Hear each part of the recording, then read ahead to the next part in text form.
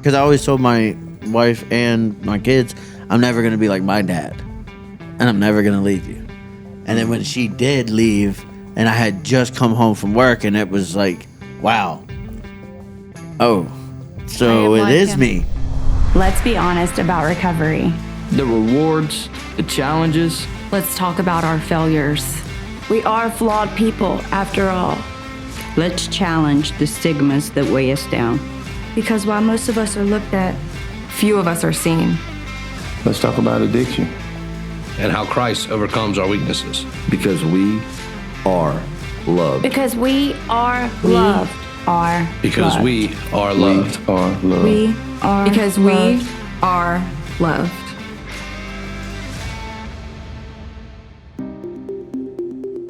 Hey, I'm Josh. I'm Haylee. And addiction was a big part of my life. And at 13, I was introduced to gangs, alcohol, and drugs. And I got sober at 30 years old. And Jesus was the one to save me and my wife. And I'm excited to share the story with you. Hey, everybody. Welcome back to Jesus Loves Addicts. We're glad you're here, and buckle up because you're about to engage in part 2. Please don't forget to leave us a comment. You can leave it on whatever platform you're listening to this podcast on, or hop on over to JesusLovesAddicts.com, and you can contact us that way. And again, we'd love to hear your story as well. So how bad did this get? How bad did how bad did that affect the marriage? Oh, man, that stuff, it was so bad that, like, if I didn't have it, she was calling around to borrow money to get it. I enabled because him she a didn't lot. want to be in the house with me. But there was Because you would be sick. Oh, I would be loud, mean. he was just very mean. Violent. So you were calling around to get his drugs so that he just to get him settled down. Just shut him up and get him out because I was verbally, physically, anything abusive you can think of. I was terrible, and I tried to off myself all the time. I would pretend I would get so blackout drunk that I would get behind the wheel of the car and pass out driving, and end up in a ditch. Wake up in the ditch, and this was a normal thing, and it was okay because I was going to work every day, paying the bills. And I was, what do you want from me? I was doing everything that I thought a man does. And I was fixing to say, your perception of what a man does. Right. This is it. He provides. And what he does outside of that to provide is okay. He's allowed to drink as long as, he goes to church. He's okay. That's he the works godly hard. example that you were and told when to I look at. went and fully got saved, I was what I told her, a professional chair holder in church. I was the guy that stood up, held the back of the chair, and played the drums on the chair. That was as far as I went. And all right, prayed. All right, let's go. And that was my routine. I hope you got something out of it because I didn't. And but did you even? I don't think he was concept ever connecting. to look for something. Nothing. I literally was just sitting there numb. Every song, everything. And it wasn't until I sat there on that floor of the altar and I remember watching YouTube, and it was a near-death experience that had come up, a video or a story that a addict had prayed to Jesus for the first time and she had got clean without any treatment. And I told God, I said, all right, so you can do it for her. And the Bible says if you can do it for her, you can do it for me. So I need that. And I need you to wipe all this. I need you to do a factory reset because I want to come up off this floor and I want everybody to look at me and go, that's a Christian. And literally when I did that, everything changed. I threw my can of dip out in the woods. I had a can in my back pocket and threw it out. And I remember her looking at me like, what's happening? What are you doing? You better go get that. I was like, I don't need it. She said, I've got the kids. We're not going to stay in this house. And I said, it's changed. I don't want it. I don't need it. And I don't have an urge for it. It's gone. Like it never existed. And I don't know how to explain it. So that was the last time I ever did any of it. And I've held true to that ever since because I don't I don't care because that was the same day I gave up cussing and everything, all in one thing. And she, when I came home, I was like, I'm changed. She was like, right, we'll see. Yeah, give it 24 hours, and it's almost 3 years now. Like that. My mom definitely did because she was like, give it a couple of days and he'll be right back. And it never came back. And it was very difficult. Like I was gonna ask. Wait, what was that like for y'all? Waiting on the other shoe to drop. It was over 2 years. It was really awful. I'm okay now. Like honestly, like I've never. When you start putting in the work and you both are changing, getting through the rock bottom part was definitely probably the worst part, and we've been through awful things. I think that like the enemy will play with you and he will intentionally try to make you feel like this is just repeating patterns, repeating cycles. It took a long time for me to feel safe in every aspect with him. But I remember the day that I started to feel safe that like at any point in time, he wouldn't flip flop and just get really mad. And, now he's mad at me and he hates me and he doesn't want anything to do with me and, or whatever.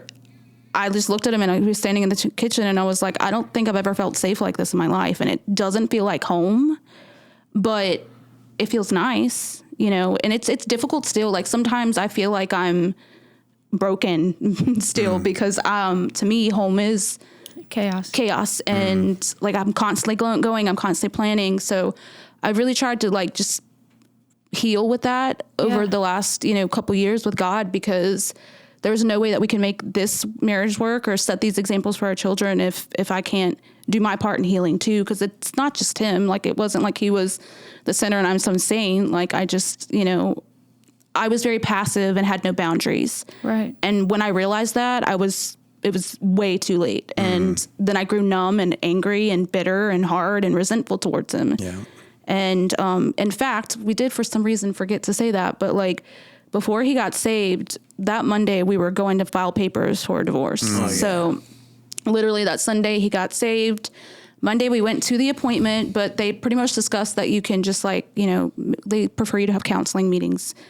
And he and I sat down and had a conversation, and then I gave him 2 months to show me something, like something legit, nothing that just seemed like it was going to change. And then that we could move forward from there. It would be slow and, steady, but it was going to take guarantees. It was going to take a lot for me to fully trust him. And he was like, okay, that's all I need. But I think what changed was that he had never looked me in my eyes and was like, well, I did these things to you. And I did these things, period. He never said the truth. It was always never owned it. Right. There was no accountability. It was just always, well, I wouldn't have done that if you didn't do this, or, stuff like that. And so there was none of that. He looked me in my eyes and was like, I did this to you. I did this to the kids. I did this to me. I don't want to live like this anymore. There is nowhere to go. Like what's gonna harm us in moving forward like this until, and it made sense. And we started working through it. And the first 6 months was definitely difficult emotionally, but it was definitely, you could see it. You could see the change. And then before I knew it, we're going to classes at church and helping other people, and it just happened, blew up. That was crazy. Yeah. I also think, I feel personally that with that ownership on both parts does come freedom. Right. I don't believe people can begin the path of true healing if we don't own our part. Right. And while yours was of addiction and abuse towards her out of hurt and pain and abandonment from your dad. Right.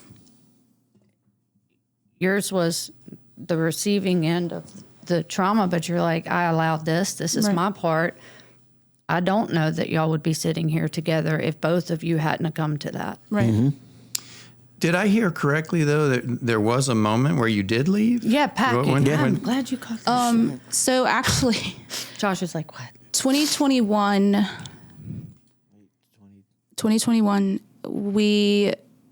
our youngest was 1, and he had started drinking again, and I had found somebody had sent me something. He had was talking to somebody else, and they had sent it to me, and I had brought it to his attention, and he was angry and mad, and we'd gotten into it. And I think at that point in time, it was like that first, like, I'm not doing this anymore. And from that point, I started reaching out to counsel, like actual legal counsel. And she was like, you should just, do like a legal separation. And I brought it to his attention and told him that as soon as I could figure out where I could go, that like we would. You and the kids were leaving. Yeah, and he signed the paper and was like, I don't care. I don't think he thought I was going to do it because I'd never left, and I wasn't going to do it. Right. It wasn't until he came home one night and things got really bad, and my daughter walked in on the things that got really bad, and the look on her face, I can never forget it. So I don't think I could, like, I had to leave. There was no ifs, ands, or buts, and it was one of the hardest things I'd ever done in my life, honestly, to try to be strong during the day for my kids, and then every night just feel like the only person I ever loved and who truly knows me is living his best life, doing whatever he wants to do. And, I'm sitting here broken, but that's not how he was. I knew he was hurt, and like deep down I knew. But then like that's when God really started working on me, because in 2022 is when I got saved. Like I hadn't even really like come to Jesus fully. But he really started, I look back now and I can see his hand there, like just molding and like setting things up. And so I went 4 or 5 months, we were separated. I knew there was no going back for me when I left and I came back. I was a different person, but I don't think he truly really understood that I was a different person. Yeah. I was still me, and I made mistakes, and, we'd get into arguments, and I'd say things out of anger, and, vice versa. And, he gave up drinking at that point in time, because that was the deal of like, if we come home, there is no drinking, there's no, if I catch it one time, like this is done, this is over with. And when she left, she had went to my mom's house. Well, I didn't have my family's house, because she didn't have anywhere to go. And so it was like, oh. He felt really abandoned. I'm like, I don't have friends, and now I can't go to my family's house. And so it was like, now you're the one that has nowhere to go. And I was like, so it really sat down on like a big look in the mirror moment of, well, look what you made. You proud? And it was everything in me that was like, I'm never going to be, because I always told my wife and my kids, I'm never going to be like my dad, and I'm never going to leave you. And then when she did leave, and I had just come home from work, and it was like, wow, oh, so it is me. And it took me, like, and that sent me over the edge to where I was like, well, good riddance, I'll go live my life. And I found a guy. You responded the way you always did, with anger. I went and drank at the bar down the street for free, because I knew I knew the owner. So I went down there and told him, my wife left. Your sob story. Gave him the sob story, because every man that I was around, especially at the shipyard, is the woman's the problem. I'm out here working, and she's out there crying. And I fed that to the people, and they ate it right up. Like, you're a good man. You're a hard worker, and she's the problem. You need to find. So they were enabling it, and it wasn't until I kind of got away from those type of people that I actually learned that you can actually be a solid dude and not, go to the bar every week. You don't have to be this blue collar. You could be a regular guy, and I'd say a more solid dude. Right. And I was, and back then, I'm looking at it like, well, that's not who I am. And it was the weirdest thing, because when she had come back to give it a shot, we went to a church together, because I was like, I'm going to take us to church, and we're going to go, because we're going to figure out what God's about. And I went to a Pentecostal church on accident. And I am not dressed for a Pentecostal anything. And I didn't know that. Right. But she knew all that. And she was like, Josh, we can't go here. He wasn't listening. I said, what do you mean they can't go? If they know God, they going to let me in that door. And I walked in that door. And they were very inviting. Like, they were great. The eyes that I got were like, what are you? what are you doing? I said, I'm here for church. Mm-hmm. And at this place, they took me to a prayer meeting first. I said, we're here early, Haylee. Their staff is doing some prayer. And she was like, you're such an idiot. You don't know what you're doing. And I'm like, where are you guys going to go? Because they said it's only for the men. And she was like, Josh. And I was like, all right, let's go. And I sat back there in that room. And this guy will never leave me to this day. That man hit me with something that stuck in my heart. And he was like, a lot of people claim to be a Christian, and they go out the next day, or they go out of here cussing, they go out of here drinking, and they go out of here doing all this other stuff. And what's crazy is they try to emulate to be this perfect picture, and they tell their kids, you can't cuss, you can't have sex, you can't do drugs. But on the TV, it's allowed in the house, and they show it, and we have it, and it's okay. They said some cuss words, just keep going. He said, but you allow it in the TV. You're allowing it in your home to start off with. And I was like, what are you talking about? And he said, it starts by what you intake. Yeah. And who you surround yourself around is what you're going to intake.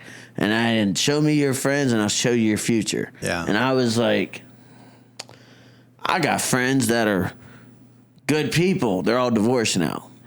And I was like, they had this beautiful painted picture of he's got the big boat, the big house, he's got everything under the sun, the nicest car ever, the greatest job, he's the big boss. It's comparison, yeah. But his family left him because he was never home, and he was a terrible person when he was at home. And I saw that for what it was, and started surrounding myself with people that I never would surround myself with. And I was like, Pastor Sean Shoemate was one of my guys, and I started kind of watching how he treated people and how he acted and how he wanted me to act, because that was who we went to for our first counselor, therapy. Yeah. It was Sean Shoemate, and as a matter of fact, that's who actually sold me my home.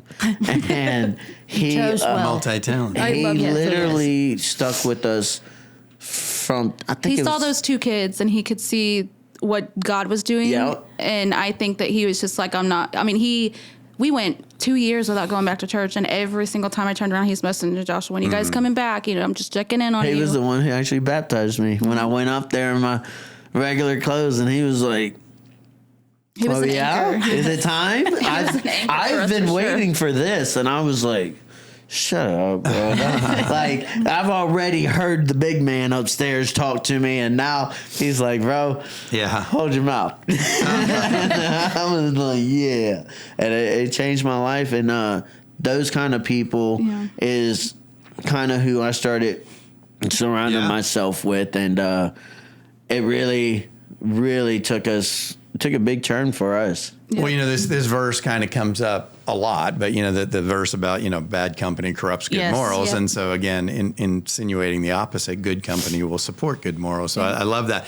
But let me see if we can fill in one missing link. What brought you back into the home? How did that? So honestly, I didn't have anything. Nothing on my own or anything. And I just had his family. And back then there was a lot of, you can't make your marriage work from separate houses. And if this is what you want. And I think some of it was wonderful counsel, but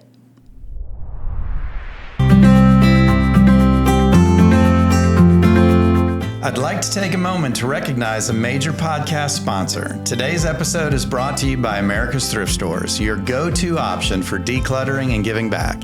If you have a closet bursting at the seams or a garage that's seen better days, we've got the perfect solution for you. That's right. America's Thrift Stores makes it easy to clear out the clutter and make a positive impact in your community.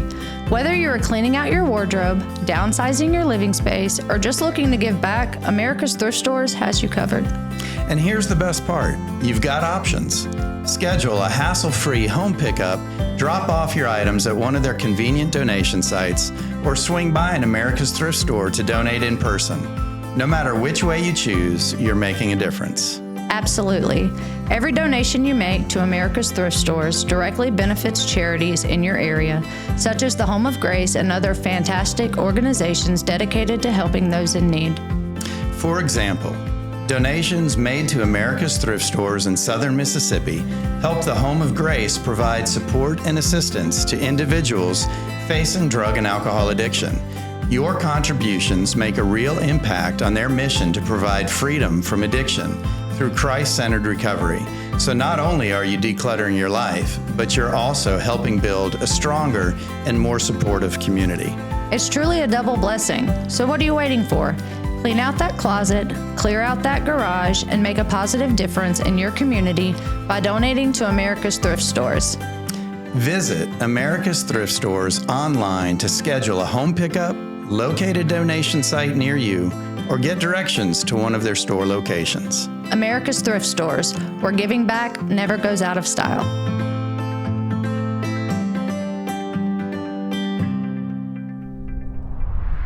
I think I wouldn't have chose to go in that moment, right. Because I felt like I was doing something. So a lot of it was just, we were trying to make things work, and he wanted us home. Then his family, I kind of felt like maybe it was just time for me to go because maybe they were just like, ready for me to leave or whatever it was. Yeah. But I was forced back into my mom's home because we lost I lost the actual house that I was, the single wide trailer I was crying my butt off in. I couldn't pay for it. Right. Because I started drinking and not going to work. And then when I came back, he had lost his job, dude. And she had just come back, and I was like, so I got fired. And we're an hour and a half away from any job, and I don't have a vehicle now.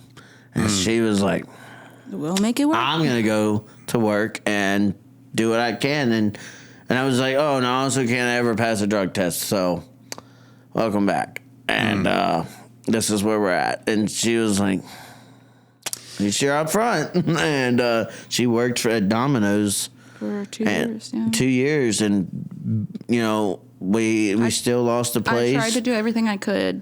Right. But I think God was breaking us down. 100%. And we moved. It was sounding like it. Yeah, We moved in with my aunts. And because we couldn't go back with my mom because it was just too much she had too going many people, on. Yeah, She was taking care of everybody. So it was, I don't have room for you here.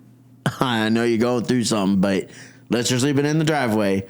So we went with my aunts, and it's probably the worst place we ever lived together, but the happiest we ever been.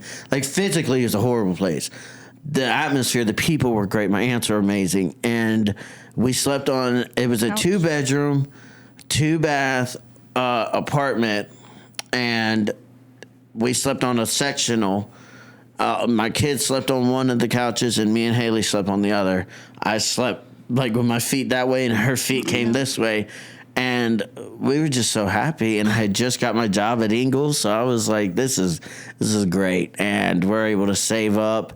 Started teaching. It happened so quickly. Before we knew it, we had a place to rent, and then before we knew it, we were purchasing a house. Before I would say it happened quickly. It didn't feel quickly. No, she found a place, and I was like, we can go rent that place because we got the money. And he said, "That's not." We were sitting. I said we're not going to get that. We were sitting not that house. We were sitting at the table at a friend's night at one of our close friends' house, and we were having like a little worship night and playing games. And I was just scrolling down Facebook, and I saw this house, and I was like, "Look!" And I was talking to the group and talking to him, and I was like, "This is going to be my next house." And he was like, "No, it's not." And I was like, "Yeah, it is." And he was like, "Why?" And I was like, "Because God said so." And I told her she's crazy because I was like, "Dude, I do the math.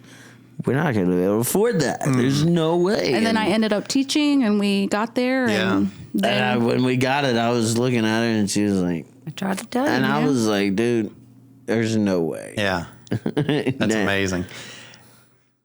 For the sake of time, Josh, I want to bring something up that you and I briefly touched on before the show, and I think it's a powerful one. We haven't talked a whole bunch about it. So you guys have 2 kids. 3, yeah. 3 kids, Yeah. okay. And you had said to me 2 things, and I want to touch on each of them. You said your kids, and I love your perspective of this. You said your kids got to see the before and after. Right. Can you talk a little bit about that? So when my girls got to see the addict come home and I was falling down in the hallway. I was curled up in the corner, eyes rolled back in the head. That was who I was daily. And they would have been how old about then? Our oldest was anywhere between 1 to 6, and then, Yeah, I was going to say anywhere from the youngest being 1 and the oldest being 9 or 10. Yeah. Oh, I'm so sorry. And they actually watched it happen. They watched a lot of what we went through. We weren't quiet about anything. No. We would fight in front of them. We would scream and yell what them in the house or in the same room even. And they watched as I continued to read my devotion every day, feed into my wife and our relationship. It was because a lot of people say that women are supposed to submit to a husband. That's what it says in the Bible, but they don't keep reading where it says that the man is also supposed to give himself to the woman and love her like Christ loves the church. Right. And I kept reading and started feeding that into my marriage. And then she became my sole focus. And they watched me and her sit and pray in a rental house that we were renting, because we were getting our first time ever. We were going to get a house, and the way we got the house, it's God. And I was sitting here going, you can pray all you want, but the money's not there to do this. And we've been there for a year. Applied for a $5,000 loan and got denied. So I was like, let me see what we got to do to get a mortgage one day. And they approved me. And I was like, oh, crap. I got to tell these people I don't have the money. I don't have this. And I told them, I'm like, I don't have money in the bank. I don't have all this. And it came through prayer. If we prayed, the next day somebody from church came up and handed us $1,000 and said, God told me to give you this, and I don't know why, but I'm not saying no. And I was like, what do you... And it was the down payment on the house. It was the inspection fee. Every time we needed something, it popped up through prayer. And I'm over here looking at her like, you keep praying for this stuff, but it's like, we're going to get in this house, we ain't going to be able to do it. And we end up actually getting the home, and I was sitting here like... I always tell him, too, he has this way of shooting things down. Because I'm like... And I was like, do you ever stop and think that the way you speak is a lot of why you feel like this isn't going to happen? And then we get into the house and he gets hurt and loses his job. Yeah. The moment I got into the house, I left my teaching job because places. I was going to homeschool the kids. Yep. And she had just left the teaching job. We had no income. And I had got hurt right after that. I was like... And so it was... We couldn't make a payment, so I opened my own company, and God has blessed everything and provided. Literally, God has started doing His own thing since then, and we were even going to lose a home. They called us, they were like, "You're going to lose a home." We end up going and talking to some people, and we end up getting everything to where it's all squared away, and we were like... if I would have told you I bought this house with negative $10 in my account, and I didn't have 6 months of good stuff. My credit score I think was like a 480. I was like, "There's no way, Haylee, you can pray for a house and we get it." And when we got it, I was like, "Okay, but we can't keep the house because I don't have the money." And then it just started happening, and now we're sitting here like. We're just straight prayer warriors now because I'm a full believer in all of it now. I believe that if you pray for it, it'll happen. If you work for it, it'll happen. If you don't put in the work, it's not going to work. Can I temper that a little? And you may disagree with me. I'm just going to offer that and tell them because I feel like what you might be saying, I feel like we're going to have the same landing place.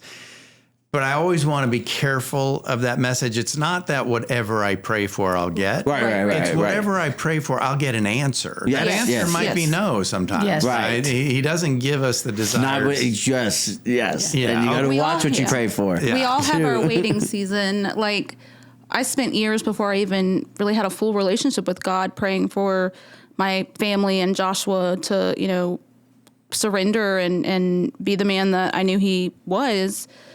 And I waited 13 years to get to that point. But through the vast of it, God's been with us every step of the way. I think that he's the one who put us together intentionally. I think he knows that he brings things out in me that I need, like, standing up for myself and a voice, but also I soften him and help him and, ground him the same way. And I feel like everything from here to there, and not everything that you pray for necessarily is like comes to pass, but you always get some kind of answer. Right. You always, and then from there you get to, venture out, and a lot of healing, takes place. We just self-reflect with God.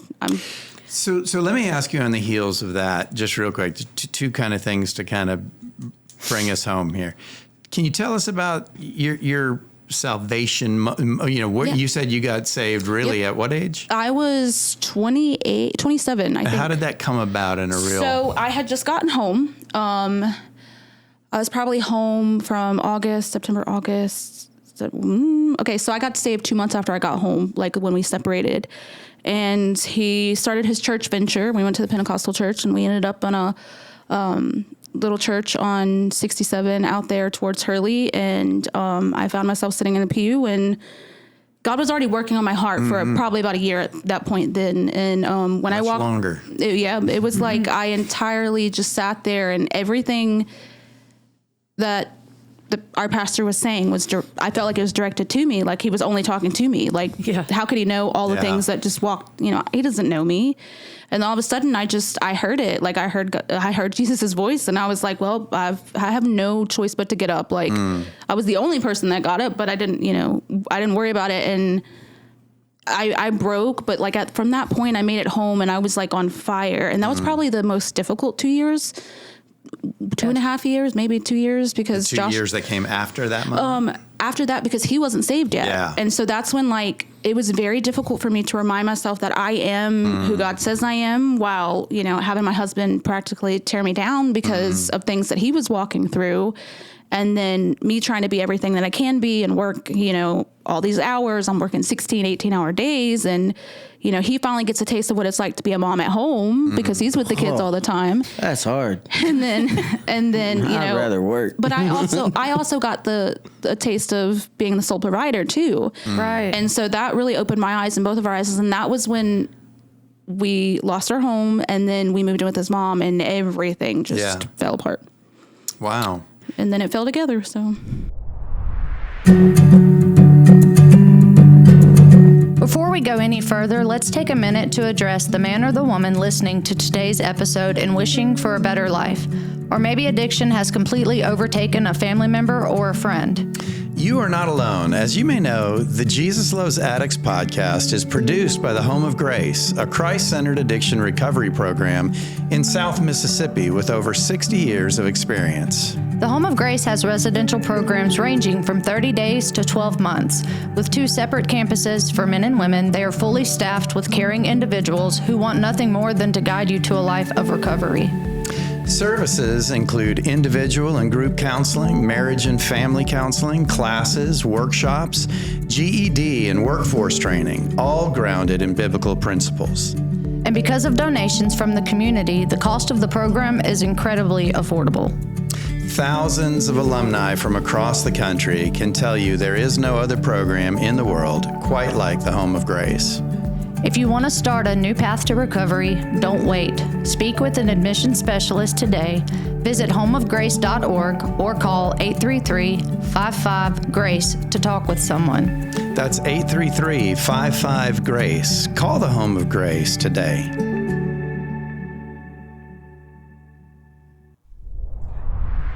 Well, I want to add just real quick on the prayer. I feel like you've reached that place where you pray because you do know he'll answer yes, but that you both are truly understand and grasp that it is well with my soul. Yep. He is a God of good, even when it's hard. Yep. And whether living in plenty or living in want, we can and we will do this. Absolutely. Yep. That's exactly. Yeah. I love that timing, because I think oftentimes people who don't know the Lord will question that, right? Yeah. Well, here she is, she turned her life. Why would he allow that to happen? Yeah. Right. But if we step back, and see it from his perspective. Yeah. Sometimes salvation looks like a turning point. Things are starting to go well, and we get and everything And keeps that's going what I well. thought. That's I great. was like, I'm on fire. But sometimes it's the right tool, the right foundation dropping in your lap. Yep. Because you don't know the hardship yet to come. Yeah. So what he did, he secured that foundation for you before otherwise the bottom dropped out. Right. You didn't know that. Yeah. But it was the right timing because he knew what was coming ahead for you. It was what kept you grounded. Yeah. So, I think sometimes we forget that. He sees the entire picture. Yeah, and we only see just the minute piece. Yeah. And so I love that timing, right? He knew that you were going to need him in the next 2 years like you've never needed him before. Yeah. Yep. That's wonderful. Wow. It's amazing. So kind of to piggyback that, maybe a little bit of a parallel. The other thing you told me, Josh, as we got started, you said, for me, it took total surrender. Yeah. Surrender is a huge concept in recovery, but I love how you said it took total surrender for you. Can you talk just a little bit about that? And you gotta admit that you're wrong. Yeah. And that's the biggest thing. Like, as men, we don't have it wrong. We got I'm going here, I'm doing this. This is what society says I need to do. I'm in charge. So I'm the boss and I'm doing great. Look we got a roof, everything's good, but you can still, like I told somebody, just because you've been a mechanic for 30 years doesn't mean you've been a good one. And I love that. That was really, I like that. Like, that's the same thing I told her about being a Christian. I was like, a lot of people, they're Christians for 30 years, but they're not really a Christian.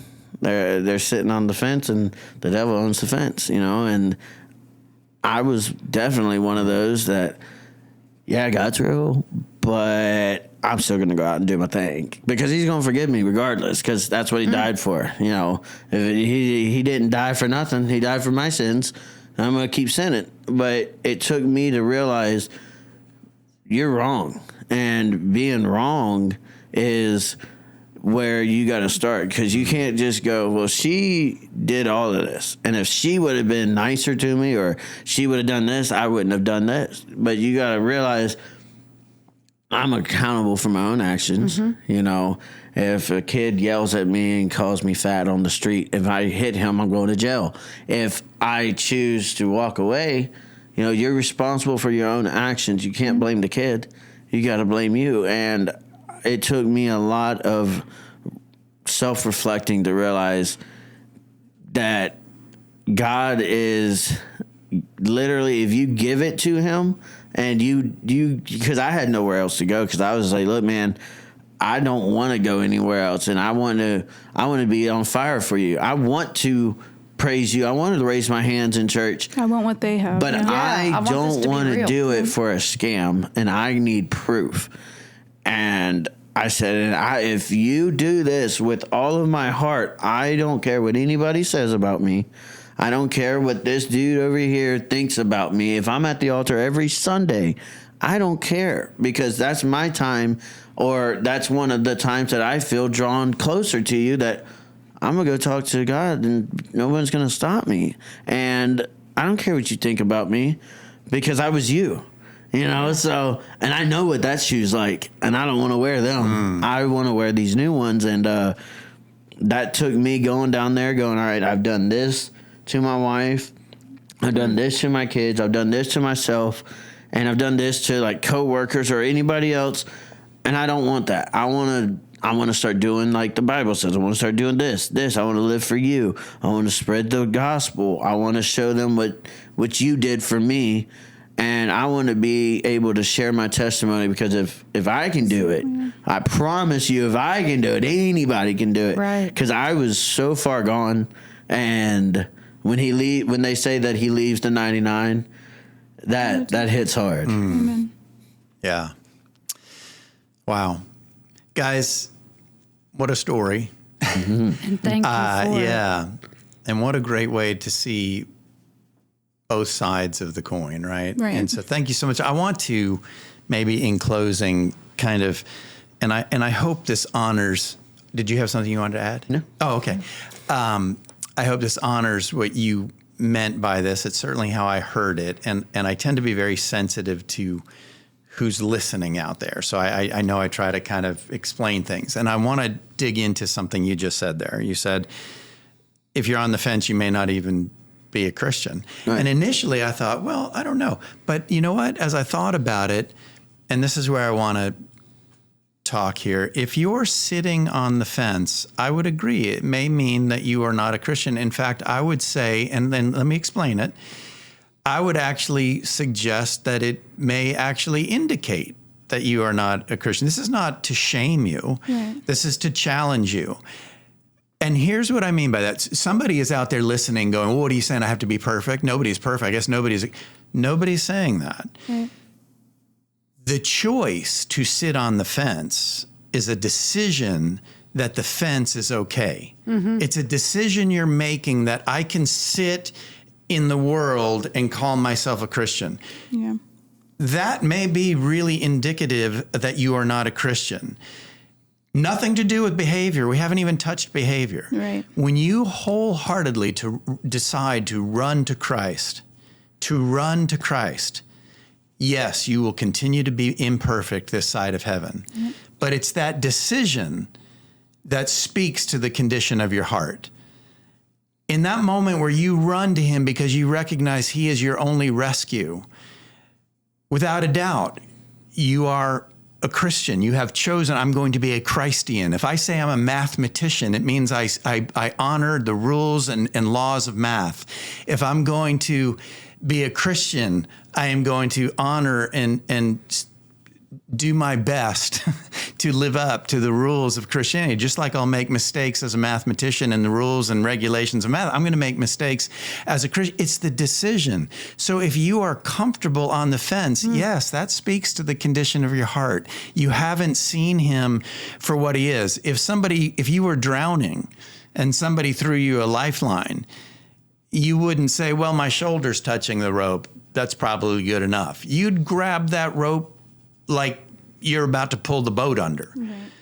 That's what you've got to do. And that shows the condition of your heart, that you understand that this is a God who loves you and is ready to pull you from the darkness. But he's not going to arm wrestle you. He's there and he's persistently there and he's waiting for you to turn around and he's whispering to you. But when you turn around hard. Turn around hard and run to him. It's not about perfection. It's about the choice of what makes sense to you in that moment. I hope that makes sense, and I hope that honors what you were saying. Yep. Absolutely. I'm going to tack one thing. Yes. That you said the total surrender, and for me, total surrender also means the fence is no longer comfortable. Yeah. Right. You can't be on the fence. You can't. It's no longer a viable option. You can't. It's not. You can't sit there. Because they talk about the story, where I got that from was the story of, well, I've done a lot of good deeds, God, and I've I worshiped you. I said I put you in my heart as my Christ and Savior, but I also, my friends over here that aren't there yet, I still want to be able to hang out with them and still kind of do the same things we've been doing, and that's why I'm kind of on the fence. And God looks at it and He's like, I didn't build the fence. Yeah, He did, and it's the enemy. He built the fence, and He's like, great. I've had you the whole time.